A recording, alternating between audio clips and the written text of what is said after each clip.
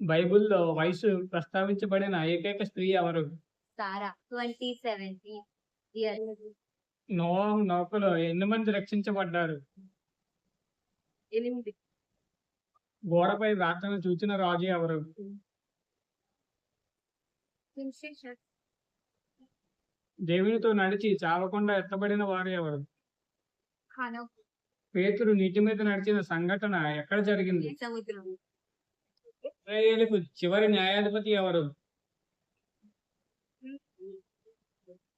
సముద్రం. యేసు రూపాంతర సమయంలో ఆయనకు కనబడిన ఇద్దరు ఎవరు? మోషే. ఏలియా.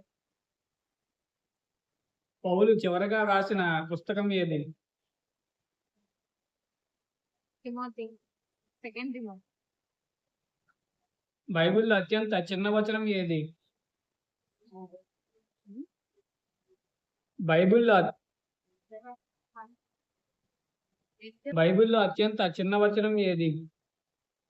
యేసు కన్నీరు విడిచి. రిఫరెన్స్.